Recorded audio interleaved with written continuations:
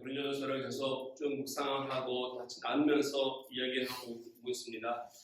처음에 교회에 대해서 여러 가지 어려운 점들 소식을 들었던 바울은 교회 문제에 대해서 몇 가지 분명의 말씀을 주고 그 교회를 책망도 하고 잘 이야기했습니다. 그 교회 공동체에 대한 이야기를 하고 그 다음에 좀 더 나가서 개인적인 이야기를 해나가면서 개인들의 삶 속에서 그 고린도 교회가 있는 그 고린도시 안에 있는 여러 가지 문화와 충돌하는 가운데 인생을 살아가면서 이 사회 속에서 일어날 수 있는 하나님의 사람으로서 성도로서 또 크리스찬으로서 지켜야 할 여러 가지 어려움 가운데 과연 어떠한 삶의 모습이 또는 어떠한 길을 걸어가야만이 진정으로 하나님께서 기뻐하고 하나님께서 바라는 삶의 모습인가를 계속해서 9장 그리고 10장에서 이어서 말씀해주고 있습니다. 사람마다 살아가면서 사람을 볼 때 기대하는 것들이 있습니다. 그것을 우리 인생의 기대치라고 하는데요. 여러분 나름대로 누군가를 바라볼 때나 특히 자녀들을 바라볼 때 기대하는 것이 왜 없겠습니까? 어제 우리 막내 생일이었습니다. 드디어 20살이 됐습니다. 성인이 됐다고 이렇게 얘기를 하면서도 그래서 알게 됐어요. You are my son, you are my big baby라고 했습니다. 아이고, 내가 계속 요즘에도 베이비라고 부르고 있는데 아이고 그래도 큰 아이다라고 했습니다. 기대하는 바가 많습니다. 보면서 자라나는 모습을 보면서 어저께도 이야기를 나눴지만 우리가 삶 속에서 누군가를 향해서 이런 기대하는 것이 있는데 그 기대만큼 잘 살아가는 사람이 있는가 하면은 안타깝게도 그 기대에 못 미치는 그런 많은 사람들이 있습니다. 저는 열심히 하고자 하지만 간혹 넘어져서 실수해서 그것에 못 미쳐 어려워하는 사람도 있죠. 여러분들은 어떠신지 모르겠습니다. 지금까지 인생 살아오시면서 기대한 바를 잘 이루시고 계시는지요? 많은 사람들의 우리와 관계 속에서 또는 누군가를 바라보다가 실망하는 이유가 있다면 아무래도 그 사람에 대한 이와 같은 기대한 바가 못 미쳤을 때 우리 마음속에 그런 아쉬움이 남거나 또 섭섭함이 있거나 부족함이 있기 때문에 아닐까 생각이 듭니다. 그들의 기대치가 벗어났을 때 우리들이 그들을 바라보면서 실망을 하는 것입니다. 그런데 사람들이 우리에게 실망하는 것, 또 우리가 사람들에게 그걸 기대를 갖고 있다가 실망하는 것보다 더더 중요한 것이 하나 있습니다. 그것은 바로 사람들의 관심이 아니라 하나님께서 얼만큼 나를 향해서 기대하는 바를 우리가 또한 깨달아야 한다는 것입니다. 하나님의 기대가 있는데 분명히 있을 것입니다. 기대가 있기 때문에 우리 이 땅에 보내셨고 이 땅 가운데 살게 하셨고 우리들의 삶을 인도해 가시는데 하나님의 그 기대에 우리가 얼마나 맞추어 살아가고 있는지를 여러분들은 살펴보셨습니까?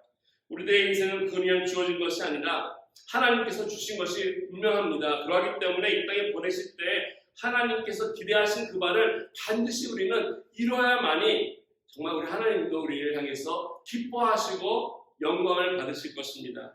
하나님의 기대가 바로 우리 모든 하나님의 자녀들이 이 땅에서 아름답고 밝고 빛난 가운데 하나님께 영광을 돌리며 살아가는 것이 우리 하나님의 기대일 것입니다. 하나님의 비전을 바로 깨닫고 하나님의 그 뜻을 헤아려서 이 땅 가운데 실현하는 것, 이것만큼 중요한 것이 어디 있겠습니까? 이와 같은 하나님의 뜻을 헤아려서 그 기대치를 따라 살아갈 때 그것이 바로 하나님께 영광 돌림이 되는 것이 아니겠습니까? 과연 우리들의 삶의 모습에서 이와 같이 하나님의 기대치에 이르지 못하고 살아가지 못하는 많은 부족한 모습들이 그럼에도 있지 않습니까? 어떻게 하면은 이와 같은 하나님의 기대를 우리가 좀 저버리지 않고 부족하지만 좀 부끄럽지만 그래도 하나님 앞에 최선을 다해서 하나님이 기대하시는 바를 우리가 이루며 기뻐하며 하나님께 살아갈 수 있을지 오늘 말씀을 통해서 함께 나누기 원합니다. 왜냐하면 사도 바울이 고린도 교회를 향한 그 기대치가 있고 그 기대치가 바로 하나님이 바라보고 계시는 것이기 때문에 그렇습니다. 그래서 교회에 권면을 하고 이제 한 사람 개인 삶 속에서 권면하면서 이러한 기대와 이러한 교회의 모습을 통해 하나님께 영광을 돌리며 나아가기를 바라는 마음 속에서 최상의 삶을 기대하는 말씀들을 오늘 말씀해 주고 있습니다. 무엇을 기대하고 있는가? 하나님께서 우리 향해서 기뻐하신 것이 무엇일까? 한마디로 요약하라고 한다면 그것은 다른 것이 아니라 하나님의 영광을 위해서 사는 삶이라고 말씀드릴 수 있습니다. 오늘 31절 말씀을 보시면 이렇게 나오지 않습니까? 그런즉 이게 결론입니다. 사실 그런즉 너희가 먹든지 마시든지 무엇을 하든지 다 하나님의 영광을 위해서 하라. 어떤 모습으로 살아가든지 무엇을 먹든지 또 무슨 일을 행하든지 가장 중요한 것이 있는데 그것은 바로 하나님의 영광을 위해서라는 것입니다. 지금까지 고린도 교회를 향해서 그거 교회들이 갖고 있던 죄악들, 잘못된 생각들, 잘못된 관계들 여러 가지 이야기했습니다. 그리고 심지어 이제 우상 숭배하는 문제까지 이야기를 하면서 그 우상 숭배의 재물에 대해서도 이야기하였고요. 이것을 먹어야 되느냐 말아야 되느냐까지도 이야기했는데 이 모든 일에 대한 결론입니다. 결론을 사도 바울은 이와 같이 답변하는 것입니다. 다 사실은 개개인의 자유가 있다는 것입니다. 누구도 우리를 얽매고 있지 않다는 것이죠. 누구도 우리에게 금하고 있지 않으니까 너희 개개인의 하나님께서 허락하신 자유가 있고 양심이 있는데 이제 그 양심에 따라서 묻지 말고 자유롭게 행하라는 것입니다. 그러나 한 가지 중요한 것은 바로 무엇을 하든지 하나님의 영광을 가리지 않고 오히려 하나님의 영광을 이룰 수 있는 일을 행하라는 것입니다. 그렇기 때문에 가서 고기를 먹을 때 양심으로 해서 묻지 말라고 오늘 권면하고 있습니다. 시장에서 고기를 사든지 불신자 집에 초대를 받아서 먹게 되든지 그냥 묻지 말고 먹으라는 것이죠. 그래서 이런 걸로 인해서 어려움이 아니라 시험에 들지 말고 중요한 것은 그 다 떠나서 하나님 앞에 내가 어떤 모습으로 크리스찬의 모습으로 그들에게 비춰주고 보여주고 또 하나님 앞에 우리가 살아가는 거야 있습니다. 이게 바로 우리가 이 땅을 살아가면서 하나님께서 기대하시는 가장 큰 기대가 아닌가 생각됩니다. 우리가 이 땅에서 살아가는 이유, 하나님께서 우리를 창조하신 목적, 그 이유가 있다면 바로 이것일 것입니다. 이사야는 이사야서 43장에 있었습니다. 이 백성은 내가 나를 위하여 지었나니 하면서 나를 찬송하게 하려 함이라. 그래서 찬송이라는 것은 바로 영광 돌리는 것이죠. 하나님께서 우리를 만드신 이유가 다른 데 있다는 것이 아니라는 것이죠. 우리를 만드신 이유는 하나님께 영광을 돌리기 위해서. 에베소서에도 똑같은 말씀을 합니다. 우리를 선택하시고 구원하신 목적을 바울은 이렇게 말합니다. 그의 영광을 찬송하게 하려 함이라라고 우리를 선택했다라고 성경은 기록하고 있습니다. 저와 여러분들이 이 땅에서 진실 가운데 살아가면서 하나님을 실망시키지 않고 하나님을 우리 향해서 기대하시는 바를 잘 이루기 위해서 우리들의 삶 전체가 하나님께 영광이 되어야 할 것입니다. 아멘. 교회가 교회되어지는 또 크리스찬이 크리스찬 되어지는 비결이 있다면 바로 여기 있지 않을까 생각됩니다. 그건 다른 사람의 어떤 영광이 아니라 다른 사람의 마음과 기대에 부응하려고 하는 것이 아니라 바로 하나님의 영광을 나타내기 위해서 거기에 모든 것이 맞춰져 있어서 우리가 살아갈 때 그 인생이 건강하고 그 삶이 바르고 또 그것을 통해서 하나님 앞에 삶의 목적을 이루는 것. 이것이 바로 우리 자신의 것을 내려놓고 나아갈 때 이루어지는 삶의 모습입니다.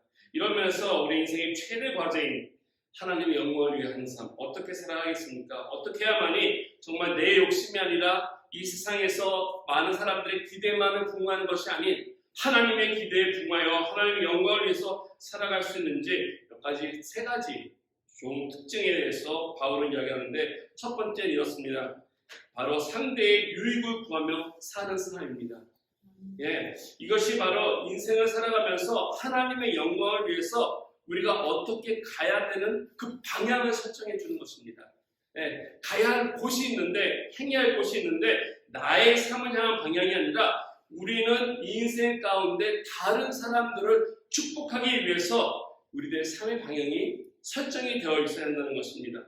하나님의 영광을 위해서 쓰임받을 수 있기 위해서는 우리들이 나만을 위한 것이 아니라 나를 바라보는 것이 아니라 다른 사람을 향해서 먼저 설정이 되어 있어야 한다는 것이죠. 23절과 24절 말씀을 보시면 이렇게 말씀하지 않습니까? 모든 것이 가하나 모든 것이 유익한 것이 아니요 모든 것이 가하나 모든 것이 덕을 세우는 것이 아니다라고 말씀하였습니다. 이와 비슷한 말씀을 우리가 이미 지난번 6장에서 이야기했을 때 나눴습니다. 6장 12절에도 같은 말씀이 있는데요. 이 말씀이 중요하기 때문에 바울은 다시 한번 반복하는 것 같습니다. 여기 보니까 모든 것이 가다라고 하는 이 표현은 사실 사도 바울이 한 얘기가 아닙니다. 사도 바울이 한 말이 아니라 바로 고린도 교회 사람들이 바울에게 한 말인 것입니다. 그래서 원문을 본다면 이런 뜻입니다. 나에게 모든 것을 행할 권리가 있다라고 너희들이 나에게 말을 하고 있다. 하지만 이라는 뜻입니다. 내가 모든 것을 할 수 있다라고 너희들이 나한테 말을 하고 있지만 이라는 뜻이 여기 모든 것이 가하다라고 하는 그 의미가 합축되고 있다는 것이죠. 다른 말로 하면은 우리가 모든 것을 행하는 데 있어서 법적으로 하자가 없다라고 하는 것을 얘기합니다. 사도 바울은 고린도 교회를 향해서 얘기할 때 너희들이 행하는 모든 것에 권리와 또 이 권리를 통해서 법적인 것에 하자가 없는 것을 따지고 있는데 마음대로 자유롭게 행할 수 있지만 모든 것이 다 유익한 것은 아니다라고 오늘 말씀하고 있다는 것입니다. 법을 어기지만 않으면 되지. 법 어기지 않고 살아갈 수 있는 많은 사람들이 있습니다. 저도 말씀을 보면서 준비하면서 많이 반성을 했습니다. 또 회개도 했습니다. 왜냐하면 법만 어기지 않으면 되지라고 하면서 우리가 행하는 편법이 너무 많기 때문에 그렇습니다. 법만 어기지 않으면 되잖아. 그러면서 나의 편리함과 나의 이익을 위해서 행했던 많은 생각들과 또 행동들 이런 것이 있었다는 것입니다. 근데 오늘 말씀을 보니까 이런 것입니다. 나의 지위나 또는 편법을 써서 남용하거나 이렇게 하지 않고 떳떳하게 얘기하지 않고 아무런 법적인 하자가 없을지라도 자유가 있다 할지라도 만일 경우 다른 사람의 이것이 해가 되고 상처가 된다면 하지 말아야 한다. 여러분 어떻게 생각하십니까?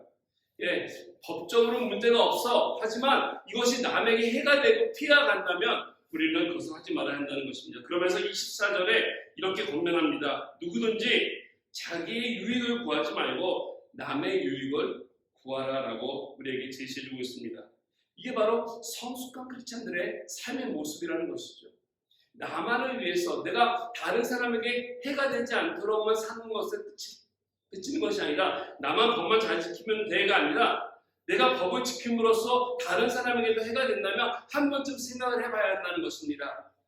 우리가 이 땅 살아가면서 내가 잘 되기 위한 것이 아니라 나의 삶을 통해서 다른 사람에게 축복을 나눠주고 내 인생을 통해 다른 사람에게 유익이 돼야만이 이것이 바로 하나님께서 영광을 받으시고 기뻐하신다라는 의미입니다. 오늘 우리가 인생 살아가면서 우리들의 삶 속에서 하나님 앞에 기쁨을 드리고 하나님 앞에 영광을 돌리기에 가로막는 많은 것이 무엇이겠습니까? 가장 큰 장애가 아마 우리 스스로가 아닌가 생각이 됩니다. 우리 어릴 때 아마 장로님이나 권사님들 전도 나가셔서 경험을 보셨겠지만 저도 어저께 나서 전도하면서 그런 경험했어요. 오히려 예수 믿지 않고 교회 다니지 않는 분들은 땡큐하면서 받아요. God bless you 하면서 주면요 참 잘 받아요. 근데 오히려 교회 나가는 사람들의 대하는 태도가 약간 아쉬움 많이 남겨요. 저 교회 나가요. 아주 너무 좀 얄밉게 대응을 하거나 나 예수님 잘 믿고 있어야 하면서 이것을 거절하는, 사실 따지고 보면 같은 형제고 같은 하나님을 믿기 때문에 오히려 더 감사하고 부드럽게 대할 수 있음에도 불구하고 그러지 못하는 모습을 보면서 이런 모습들이 우리가 세상 가운데 나가서 살면서 하나님께 영광을 가리는 모습이 아닌가. 그래서 이렇게 돌아오면서 그런 마음이 그런 것을 먹었어요. 앞으로 혹시라도 다른 사람이 전도하는 모습이 있으면 그래서 내가 전도를 받는다면 기꺼이 받아줄 뿐 아니라 같이 화이팅 해주고 같이 기도라도 해주고 시간이 된다면 같이 서서 그들과 전도라도 해주고 싶은 마음이 생기더라고요. 아멘. 이것이 바로 같은 하나님의 백성으로서 자녀로서 진정한 하나님을 기쁘게 하는 삶이 아닌가 생각이 됩니다. 우리가 인생 살아가면서 내 자신이 하나님의 영광을 가로막는 많은 일, 나의 욕심과 나의 아직 같은 것들, 이런 것을 내가 배워내지 않고서는 건강하게 살 수 없다는 것입니다. 오늘날 세계 곳곳에서 미국도 그렇고 한국도 그렇고 많은 문제들이 있는 것을 가만히 들여다보면 왜 그렇습니까? 서로 다 각자 자기의 입장만을 얘기하기 때문에 그렇지 않습니까? 자기만이 옳고 다른 사람이 틀렸다고 하는 이런 인식 때문에 이와 같은 이 다툼과 전쟁과 아픔이 끊이지 않고 계속 이어지는 것이 아니겠습니까? 얼마 전에 인터넷을 통해서 어떤 정치학과 교수님이 쓴 칼럼을 보게 되었습니다. 좀 긴 칼럼인데요. 이 칼럼의 제목이 재미있어서 봤습니다. 자기 중심적 사고로 만들어내는 논리에 대한 모순이라고 하는 제목이었어요. 자기 중립적인 사고가 얼마나 모순됐는지를 이야기하는 그런 글인데 이런 얘기가 있습니다. 어떤 사람이 이런 말을 한다고 합니다. 이 사람은 한 달 동안 한 달에 한 번을 안 씻어도 나는 그 사람이 좋아라고 이렇게 이야기했다고 합니다. 물론 이것은 그 본인에 대한 자유고 또 그 취향이기 때문에 그 사람이 한 달에 한 번만 씻어도 좋다라고 하는 것에서 뭐라고 할 수가 없습니다. 그런데 만일 이렇게 말을 한다면 어떻겠습니까? 그 사람이 한 달에 한 번도 안 씻었지만 그 사람은 청결한 사람이야. 이렇게 말을 한다면 이거는 문제가 있지 않겠습니까? 불결한 사람은 좋아할 수는 있습니다. 청결하지 않은 사람은 좋아할 수는 있지만 그 불결한 사람을 공적으로 청결하다라고 그렇게 말을 한다면은 공적인 차원에서 문제가 있다라는 것이죠. 그것은 마치 어떤 못생긴 사람을 좋아할 수는 있습니다. 그리고 못생긴 사람을 좋아할 수 있지만 그 못생긴 사람이 미남이다라고 주장하는 것은 잘못됐다는 것이죠. 그 못생긴 것은 못생긴 건데 내가 사랑한다고 해서 무조건 잘생겼다라고 하게 된다는 것은 나의 생각을 남에게 강요하는 것이라는 것입니다. 그래서 나가 내 중심대로 내 입장에서 내 위치에서 갖고 있는 이 생각을 다른 사람에게 강요시키다가 보니까 소통의 문제가 되고요. 또 관계가 깨어지게 되고 이러한 생각들을 내가 좀 더 내려놓지 않는다면은 상대로부터 거리가 생기게 되고 담이 쌓이게 되고 우리 끊임없이 어려움을 겪게 된다는 것입니다. 그러나 만약 나의 중심적인 생각을 좀 내가 내려놓고 나는 그럴지라도 다른 사람의 생각을 고려해서 내려놓고 본다면 상대방이 보이기 시작한다는 것입니다. 영적으로 말씀드리면 나를 내려놓았을 때 비로소 하나님이 보이기 시작한다는 것이에요. 내가 죽었을 때, 내가 내려놨을 때 하나님이 보이기 시작하는 것. 오늘 가장 좋은 예가 있는데 그 예는 사실 사도 바울의 모습 속에서 우리는 찾아볼 수 있습니다. 우리가 잘 아는 것처럼 사도 바울은 이방인의 사도가 되지 않았습니까? 정말 다른 사람을 구원하기 위해서 열심을 다해서 그가 인생을 다 바쳐서 많은 곳을 다니면서 복음을 전하지 않았습니까? 왜 그랬습니까? 그것은 바로 자기 중심적인 생각에서 벗어났기 때문에 그렇습니다. 나만을 내가 보는 관점에서 내가 생각했던 대로 생각하고 믿었던 그리고 붙잡았던 많은 것들을 다 깨트려내고 버리고 예수 그리스도 중심으로 인생을 다시 바라보았기 때문에 가능했던 것입니다. 그가 다메섹 도상으로 가기 전까지는 아마 그의 인생이 변화되지 않았을 것입니다. 다메섹 도상으로 가는 과정 속에 그 예수님을 만난 그 사건을 우리는 사도 바울의 개종 사건이라고 얘기합니다. 왜냐하면 그것을 통해서 주님과의 만남을 통해서 그의 인생이 변했기 때문에 그렇습니다. 그런데 그 전에 그렇다면은 이 사도 바울은 다메섹을 가기 전에는 하나님을 알지 못했을까요? 아닙니다. 그는 하나님을 잘 알고 있었습니다. 너무나 잘 알고 있었습니다. 왜냐하면 그는 유대인이었기 때문에 그렇습니다. 성경을 알고 있었습니다. 성경을 몰랐던 것이 아니라 성경을 알 뿐 아니라 성경의 전문가였습니다. 성경을 가르칠 수 있는 랍이었기 때문에 그렇습니다. 심지어 그는 하나님에 대한 열정 또한 그 누구보다 뛰어났다라고 성경은 이야기하고 있습니다. 하나님도 알고 있었고 성경도 알고 있었고 하나님에 대한 열심도 많았던 그가 왜 문제가 있었던 것입니까? 무엇이 문제였습니까? 그것이 바로 자기 중심적으로서 바라봤기 때문에 그렇습니다. 자기 중심적으로서 하나님을 바라보고 자기 중심적으로서 성경을 보고 또 열심을 내긴 내지만은 자기 입장에서 열심을 냈기 때문에 모든 것을 자기가 맞지 않기 때문에 맞지 않는 사람을 향해서 박해하고 핍박하고 자기의 권위를 가지고 그들을 잡아놨던 것이 바로 사도 바울의 삶이 아니겠습니까? 그러나 그가 이 다메섹으로 가는 그 과정 속에서 예수님을 만나는 그 순간에 그가 깨닫게 된 것이 내가 모든 것의 중심이 아니라 모든 것의 중심이 바로 예수 그리스도라고 하는 사실. 이 우주의 중심이 예수 그리스도고 창조의 중심이 예수 그리스도고 하나님께서 말씀을 통해서 주신 그 중심이 예수 그리스도라는 사실을 그가 알았을 때 내가 바라봤던 입장이 아니라 예수 그리스도께서 말씀해 주시고자 하시는 것, 하나님께서 그를 통해서 하시고자 하는 것을 그가 깨닫게 되는 순간에 그의 삶 속에 변화가 일어난 것입니다. 그래서 그의 고백이 그렇지 않습니까? 그가 하는 것이 Not me, but Christ. 더 이상 나가 아니라 오직 예수만을 위해서 그는 일평생 살아갔고 예수가 그의 삶의 모토가 되고 주제가 되어서 온 인생을 향해서 다른 사람을 섬기게 된 계기가 된 것입니다. 저와 여러분들의 사고는 어떻습니까? 여러분들도 누구 중심으로 살아가고 있습니까? 아직도 우리는 많은 것이 나의 중심으로 내 안에서 내가 보는 관점에서 살아갈 때가 많습니다. 왜? 우리가 먼저 느끼기 때문에 그렇죠. 나를 먼저 생각하면 당연할 때가 많습니다. 그러나 우리가 변해야 되고요. 바뀌어야 되고요. 그리고 버려야 할 것입니다. 아무리 교회를 오래 다녀도 이와 같이 나를 내려놓지 않고 하나님을 만나지 않는다면은 결코 우리는 하나님께서 우리에게 향해서 기대하시는 그 기뻐하시는 삶을 살아갈 수 없을 것입니다. 나를 내려놓았을 때 그때서야 비로소 우리 하나님이 보이게 되고요. 나를 내려놓았을 때 그때서야 내 남편이 보이고 나의 아내가 보이고 나의 공동체가 보이고 나의 형제 아픔이 보이면서 그들의 필요를 우리가 채워줄 수 있는 그러한 삶의 모습으로 우리가 변하기 시작하는 것입니다. 이런 측면에서 진정으로 우리가 하나님께 영광을 돌리는 삶을 살기 원한다면 내 중심적인 삶에서 우리는 다른 사람의 유익을 위해서 우리는 삶을 좀 전환하는, 변해내는, 바꿔내는 우리들의 모습이 있어야 할 것입니다.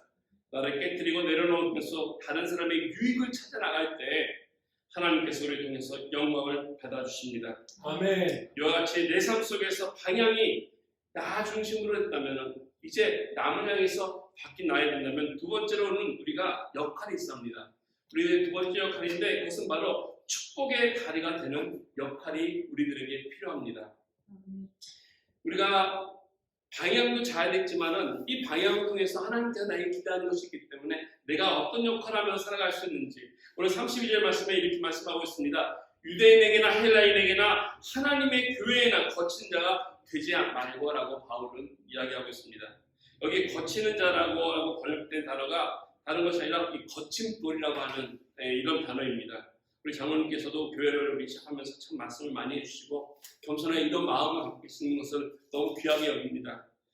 이 거침돌이 있으면 사실 길을 가다가 이 거침돌 때문에 넘어지거나 다치거나 하지 않습니까? 가로막는 그런 역할입니다. 그래서 여기 말씀하는 것이 이 거침돌이 되지 말라라는 것입니다. 우리가 교회 생활하면서 공동체 생활하면서 가장 바람직하지 않은 케이스가 바로 거침돌이 되는 것이죠. 길을 막는 것입니다. 이것은 정말 하나님께 영광이 될 수 없는 것이죠. 누군가를 오는 것을 막는 것. 오히려 반대가 되는 것이 무엇이겠습니까? 바로 하나님 앞에 나오는 사람들과 연결해주는 브릿지 역할하는 다리가 되어지는 것입니다. 험한 세상에서 우리가 살아가면서 다리가 되기 위해서 우리가 그 역할을 할 때 물꼬를 튼 역할이죠. 그래서 이 사람이 하나님을 알아갈 수 있도록 우리가 중간에 다리 역할을 해주는 것. 얼마나 소중하고 아름다운 것이 아니겠습니까? 교회 생활하든 개인 생활하든 내가 먼저 물꼬를 트는 자가 됐을 때 이것이 화평케 하는 자이고 이것이 하나님 앞에 아름답게 쓰여지는 자이고 그래서 우리들의 역할을 통해서 그 사회가 또 그 주변이 그 가정이 변화가 되는 것. 그래서 서로 미워하고 갈라진 팀들이 하나님의 사랑의 물꼬를 통해 축복의 장이 되고 모든 것이 하나님 앞에 아름답게 변해가는 이 역할을 저와 여러분들이 감당해야 할 것입니다. 아멘. 우리들의 헌신과 섬김을 통해서 정말 아름답게 섬겨지는 그 장소, 이것이 바로 우리가 교회를 섬기는 전도가 되든 또 우리가 열심히 봉사가 되든 무엇이든 이런 물꼬가 되기 위해서 내가 어떤 역할을 할 것인가를 우리는 고민하고 기도하며 나가야 할 것입니다. 지난달 2월 8일 켄터키주에 시작했던 에즈베르 대학에서 시작한 부흥이 많은 사람들에게 알려졌습니다. 요즘에 여러 가지 이야기들이 나오고 있지만 사실 이걸 통해서 다른 많은 대학에서 열심히 기도 모임이 시작됐고요. 또 부흥이 시작됐다는 것입니다. 물꼬가 터진 것입니다.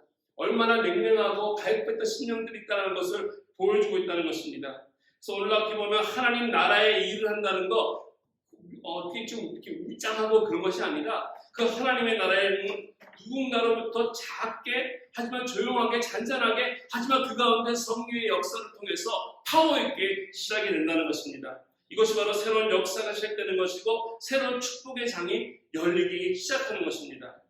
중세기 암흑기 지날 때 많은 사람들이 하나님을 알지 못하고 어려워했을 때 예배를 온전히 드리지 못할 때 그 물꼬를 튼 사람이 누구였습니까? 한 사람, 마틴 루터가 아니었습니까? 그를 통해서 종교 개혁이라는 것이 일어났고 많은 사람들이 바로 하나님과 복음과 참된 자유를 얻을 수 있는 이러한 일들이 있었던 것입니다. 19세기에 와서 노예 때문에 이 노예를 어떻게 할 것인가, 사야 할 것인가, 말아야 할 것인가 여러 가지 어려움이 있을 때 사회에서 또 교회에서 말을 못해서 선교라고 하는 것에 반대하고 있을 때 근데 선교에 물꼬 있는 사람이 있습니다. 윌리엄 켈리라고 했던 사람. 이 사람은 비록 구두수성공에 불과했지만은 이것은 합당치 않다라고 생각했고 성경을 통해서 하나님 앞에 부르심을 받고 1793년도에 제일 먼저 그가 출발했던 것이 인도의 칼쿠타에 가서 복음을 통해서 하나님 앞에 선교를 시작했던 것. 이것이 바로 선교의 물꼬가 되어서 그 이후로 많은 교회들이 또 많은 나라들이 선교사를 파송하기 시작한 것이 아니겠습니까? 하나님의 뜻이 이루어지는 것 그냥 이루어지지 않습니다. 누군가는 이 일에 앞장서야 한다는 것입니다. 이런 면에서 우리 월령교회가 사실 침체되어 있고 어렵다고 하는 이민교회의 여러 가지 부흥의 문제들을 우리가 부족하지만 마켓 같은데 또 길에 나가서 전도하면서 축복의 물꼬를 틀 때 하나님과 사람들 사이에 우리가 축복의 다른 역할을 하는 그런 교회가 되어서 진정으로 구원의 기쁨과 하나님의 자녀로서 선한 영향력을 끼칠 수 있는 그런 저와 여러분들 우리 교회 되기를 주님의 이름으로 축원해 드리겠습니다. 저는 우리가 하나님의 영광을 위해서 진정으로 하나님 앞에 삶이 내 중심이 아니라 남을 향해서 남의 이웃을 향해서 나아가는 것 그래서 이것이 바뀌고 또 역할이 이제 내가 다른 역할로서 이 사람과 이 사람 또 이 사람과 하나님 앞에 서로 이어지는 축복의 다른 역할을 하면서 나아갈 때 하나님께서 그 가운데 그 기대하신 바를 통해서 힘주시고 인도하시면서 기뻐하시고 영광을 받으실 것입니다. 아멘. 마지막 세 번째로 우리 삶의 목적은 이와 같은 것이 되어야 할 것입니다. 그것은 바로 되는 가운데 우리 삶이 복음의 통로가 되어야 한다는 것입니다. 복음의 통로가 될 때 하나님께서 가장 기뻐하시는 우리들의 인생이 될 것입니다. 우리가 크리스찬으로 살아가면서 인생을 살아가면서 하는 것이 많습니다. 예수 믿고 내가 무엇을 해야 할 것인가? 여러분 처음 예수 믿고 무엇을 할 것인가? 교회 나오는 일 당연합니다. 교회 나와서 예배드리고 하다 보면 시간이 흐르면서 많은 사람들이 종교 생활 속에 빠지는 것을 봅니다. 교회 나오는 것은 끝난다는 것입니다. 교회 나왔다 나가야 되는데 나가지는 않고 있어요. 교회 들어와서 열심히 교회에서 한 프로그램 속에 빠지다 보니까 알고 모르게 그것이 나의 만족과 기쁨을 채우다 보니까 하나님께 향했던 내 마음이 다시 나 중심이 되었어. 내가 가입되다 보니까 나만을 생각하는 좀 잘못된 그런 것들을 교회 안에서 배우게 되는 것이 아닌가 생각됩니다. 근데요, 사실 우리가 이 땅 가운데 살아가는 많은 일들을 하지만은 궁극적인 것은 예수 믿고 해야 할 것은 복음을 전하는 것이라는 것입니다. 오늘 33절 말씀 보면은 그 내용을 잘 말씀해주고 있습니다. 나와 같이 모든 일에 모든 사람을 기쁘게 하여 자기의 유익을 구하지 아니하고 많은 사람의 유익을 구하여 그들로 구원을 받게 하라. 사도 바울은 지금까지 자기의 모든 자존심, 지금 사실 고린도 교회와의 여러 가지 어려움이 있었지만 이런 것들 또 복음을 전하면서 당했던 여러 가지 아픔들, 시련들 이런 모든 강한 마음들 다 내려놓고 할 수만 있으면 많은 사람들을 기쁘게 하려고 했다는 것입니다. 왜 그렇습니까? 그 이유가 무엇입니까? 그건 바로 그들이 구원받기 위해서 그들이 복음을 듣고 하나님을 알기 위해서 그는 그의 모든 것을 내려놓고 나갔다는 것입니다. 자기의 권리를 포기할 이유가 있다면은 그리고 자기가 할 수 있는 최대한 모든 것을 동원해서 다른 사람이 구원을 받을 수 있다는 것, 즉 복음을 증거할 수 있다는 것, 복음을 전하는 것 이것이 바로 하나님이 가장 기뻐하시는 그리고 영광 받으시는 삶의 내용이라는 것입니다.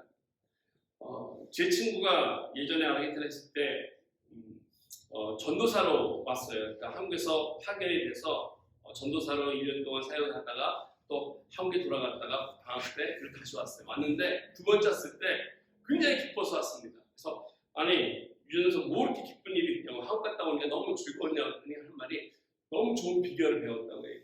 좋은 일이 있었다는 거예요. 뭐냐 했더니 한국에 방학 동안 하는 일이 뭐냐면 노방 전도를 나갔다는 것이에요. 뭐 아르헨티나에서 말이 안 돼가지고 못했던 것을 한국에 나가서 방학 동안에 열심히 하기는 청년들과 노방 전도를 나가서 신나게 했다는 것입니다. 그러면서 느낀 게 이게 바로 하나님 기뻐하는 것. 노방 전도 한 영혼에게 복음을 전할 때 내 마음이 기쁜 것보다 하나님이 기뻐하신 것을 느껴가지고 이것이 바로 하나님을 기쁘게 하는 것이고 내 인생을 행복하게 하는 거라고 그가 경험하고 왔던 것을 제가 들었습니다. 정말 우리가 해야 할 것이 무엇이겠습니까? 하나님께서 저와 여러분들을 정치가로 또 그냥 사업가로 이렇게 부르지 않았습니다. 물론 우리가 정치도 할 수 있고요, 사업도 할 수 있습니다. 근데 인생을 살아가면서 우리가 주어진 여러 가지 직업들은요 하나의 수단입니다. 이 땅에 살아가는 수단이고요, 목적이 아닙니다. 이건 도구입니다. 우리의 삶의 목적은 근본적인 목적은 내가 무엇을 하든지 복음을 전하는 것. 이것을 위해서 우리 주님께서 십자가에 돌아가셨고 이것을 위해서 저희가 창조되었다는 사실을 우리는 기억해야 할 것입니다. 예수님의 복음을 전하는 것, 이것을 위해서 저와 여러분들 부르셨고요. 이 사역을 제일 감당할 때 하나님께서 가장 기뻐하신다는 것입니다. 이게 바로 가장 큰 하나님의 관심사이기 때문에. 물론 우리가 찬양을 드리고 예배드릴 때 하나님이 인자하시고 기뻐 받아주십니다. 우리가 말씀을 공부할 때도 그럴 것입니다. 섬길 때도 그럴 것입니다. 근데 우리가 구원을 전하고 복음을 전할 때 그 영혼이 하나님께 돌아오기를 누구보다 기다리시면서 그 사역 장소에 함께 눈을 띄지 않고 계실 분이 바로 우리 하나님이시라는 사실입니다. 이런 측면에서 교회가 교회다워지는 비결은 다른 것이 아니라 교회가 오늘 복음을 외치고 전도하는 데에 있다고 믿습니다. 많은 교회들이 자꾸 세상적인 것, 세상의 여러 가지 이것저것들을 도입하려고 합니다. 그렇게 하는 것이 마치 어떻게 보면 시대에 앞서가는 거라고 생각하는 그런 교회들이 있으나 저는 거기 동의하지는 않습니다. 보니까 한 10년, 15년 전이었던 것 같아요. 한 15년 전서부터 우리 목회자들한테 오는 연락이 있습니다. 이렇게 소식도 있고요. 그 세미나에 참가라고 하는 주제들이 있는데 많은 주제들 가운데 제일 많이 나왔던 주제가 뭐냐면 그 당시는요. 글로벌 리더십에 대한 주제였습니다. 글로벌 리더십에 대한 세미나 이런 주제를 해서 참가하면서 물론 중요하죠. 리더십이. 근데요. 거기에 초대받아서 보면은 그 강사들의 이름을 보면 주로 누구냐면 한국이나 미국에서 잘 나가는 기업의 CEO들 또는 그 기업을 잘 경영하고 있는 그 부장들 이런 사람들이 많은 사람들이 있었습니다. 또는 대학교에서 경영학을 가르치는 이런 교수들이 그런데 추천이 되어서 강의하는 것을 보게 되었습니다. 과연 그들이 교회를 교회답게 만드는 비결이 있을까요? 저는 거기에 동의할 수가 없습니다. 교회가 교회답게 하는 비결은 세상의 것을 도입하는 것이 아니라 다시 복음으로 돌아가는 것이 있습니다. 하나님께서는 세상에 주지 않았지만 교회에게 독특하게 준 선물이 있습니다. 이것이 바로 복음이라는 것입니다. 우리가 세상의 것을 가지고서 세상을 향해서 이렇게 좀 도전하고 경쟁하고 싸우고 이기려고 한다면 결코 우리는 이길 수 없을 것입니다. 우리가 아무리 영상을 잘 편집하고 아무리 잘 만든다 할지라도 세상의 것과 비교할 수가 없다는 것입니다. 우리가 교회 조직을 아무리 잘 만들어서 리더십을 잘 발휘한다 할지라도 과연 세상에 있는 것들처럼 세상 사람들이 말하는 그런 리더십들을 우리가 따라갈 수 있겠습니까? 우리가 아무리 노력해도 세상의 것을 가지고는 이 세상을 이길 수가 없다는 것입니다. 아무리 유능한 CEO 할지라도 그들도 그리스도가 필요합니다. 애플을 운영하는 팀 쿡이나 페이스북을 운영하는 마크 저커버스도 또 심지어 테슬라를 운영하고 있는 일론 머스크도 예수님이 필요할 것입니다. 아무리 돈이 많고 아무리 높은 위치가 있더라도 그들이 예수를 만나지 못하면 결국 그들은 지옥 가고 만다는 것입니다. 이런 면에서 내가 얼마나 많은 것을 갖고 있느냐 또는 내가 얼마나 높은 위치가 있느냐가 중요한 것이 아니라 나에게 전할 복음이 있는지 이것이 중요한 것입니다. 수많은 교회들이 있고 많은 그리스도인들이 살아가고 있지만 과연 이 교회들과 크리스찬들이 하나님의 기대에 얼만큼 걸맞게 삶을 살아가고 있는지 우리도 나름 노력도 하고 애를 쓰지만 그 기대치에 벗어나게 된다면 우리가 많은 것을 성취하고 이렇다 할지라도 결코 하나님 앞에 영광을 돌릴 수 없을 것입니다. 하나님 아름답게 쓰임받는 것 이것은 진정으로 우리가 하나님께서 기뻐하시는 복음을 증거하는 사역일 것입니다. 마지막으로 이야기 하나 말씀드리고 오늘 말씀 마치기 원합니다. 템파 플로리다에 계신 목사님 중에 존 스톤이라고 하는 목사님이 쓴 책이 하나 있는데요. 오래전에 읽은 책입니다. Why Christian Sin이라고 하는 왜 기독교인들은 죄를 짓는가라고 하는 책인데 거기 재밌는 얘기 하나 있습니다. 로저 심슨이라고 하는 청년이 나오는데 참 예수님 잘 믿는 청년이었습니다. 잘 믿는 청년이 교회에 나가고 뿐만 아니라 군대까지 가서도 열심히 군대 생활을 잘했습니다. 그래서 군대를 제대하고 나오는 날 이제 돌아가는 길에 나왔다 보니까 짐은 많은데 차가 없었습니다. 그래서 뭘 했냐면 미국이니까는 이 하치킹을 했던 것이죠. 그러다 보니까 멀리서 어떤 차가 오는데 고급차였습니다. 좋은 세단이 쭉 오는데 그러니까 하면서도 저기 좋은 차가 나를 세울 일이 없지 기대하지도 않고 하다가 그냥 했는데 차가 가다 멈췄습니다. 그러니 창문이 내리고 오라는 거죠. 그래서 가가지고 그 차를 탔습니다. 탔더니 그 뒷좌석에 점잖은 노신사 한 분이 앉아있었습니다. 어디까지 가냐 했더니 시카고 금급까지 간다라고 해서 마침 그쪽으로 가니까 데려다 주겠다고 해서 같이 차를 타고 가게 되었습니다. 가는 과정 속에 갑자기 마음속에 이분에게 강력하게 복음을 전하는 전해야겠다는 마음이 훅 들었습니다. 그래서 복음을 전하려고 하다가 순간에 이 청년이 딱 보니까 이분은 대기업의 회장님이셨고 자기는 별 볼 없는 청년이고 아니 뭐 자기가 얘기해봤자 먹힐 것 같지도 않고 그래서 말을 안 하려고 했는데도 불구하고 너무 입이 계속 복음을 전할 수밖에 없도록 유도하는 것 같아서 그에게 복음을 전했다고 합니다. 복음을 전하고 했더니 얼마 있어 복음을 듣고서 차를 세우고 이 노신사가 그 차 안에서 이 청년에게 기도 부탁을 하고 무릎 꿇고 눈물로 회개하며 예수님을 영접을 했습니다. 그리고 헤어지고 와서 이제 내리고 헤어질 때 명함 하나 주면서 언제든지 찾아오라고. 그 다음에 이 로저는 특히 헤어지고 5년이나 세월이 지난 후에 생각이 나서 시카고 공개 관리 뒤에 생각이 나서 이분을 만나러 찾아갔습니다. 찾아갔더니 그 분이 안 나오시고 와이프 되시는 부인 되시는 분이 나왔습니다. 나와서 하는 말이 내 남편을 어떻게 아느냐고 왜 찾느냐고 그래서 이런 일이 있었다고 그러면서 이야기를 하는 것이에요. 어떤 일이 있었냐 했더니 그래서 그 차에 있었던 일을 쭉 설명을 자세하게 이야기를 했습니다. 그런데 이 와이프가 갑자기 눈물을 흘리면서 웅긋하면서 너무 마음속에서 기쁜 얘기를 해주는 거예요. 그게 언제였냐 했더니 이 친구가 잘 기억하죠. 자기 제대한 날이니까 5년 전에 5월 7일이었다고. 근데 그날 그 남편이 그날 집에 오지 못했다는 것입니다. 그날 시카고 공교에서 큰 차 사고가 있어서 그 차 사고로 인해서 사망을 했기 때문이죠. 이 와이프는 평생 열심히 교회 다니면서 남편을 위해서 열심히 기도하고 오랫동안 남편의 구원을 위해서 수고했지만 남편이 너무 완악해서 복음을 받아들이지 않았습니다. 그래서 결국 예수 믿지 못하고 돌아간 줄 알고 마음이 너무 아팠고 자기 기도를 웬만한 하나님에 대해서 좀 마음이 불편했던 이런 순간이었는데 5년이 지난 후에 이 청년을 만나서 듣게 된 소식을 통해서 자기의 기도가 헛된 기도가 아니었다고 하는 사실을 알게 됐다는 것입니다. 이것이 이 로저라고 하는 이 청년에게만 일어나는 일이겠습니까? 결코 그렇지 않을 것입니다. 오늘날 이 세상 가운데 복음을 듣지 못해서 갈망하고 있는 많은 사람들이 있다는 것입니다. 그들이 이 세상을 언제 떠날지 우리가 어떻게 알겠습니까? 어떤 사람에게 어떻게 하나님께서 그들을 다가가는 것을 우리가 어떻게 예측하겠습니까? 우리가 오래 사는 것 중요하지 않는 것입니다. 우리가 많은 것을 갖는 것도 중요하지 않고요. 우리에게 중요한 것은 내가 하나님의 목적에 잘 사용되는지 하나님의 목적 위해서 잘 쓰임받고 하나님 앞에 가게 되는 것에 우리들의 인생에 맞춰져야 할 것입니다. 나의 영혼과 욕망을 내려놓고 하나님의 나라를 위해서 아름답게 쓰일 수 있도록 우리가 결단하고 나아갈 때 하나님의 영광을 위해서 사는 너무 복된 삶이 될 것입니다.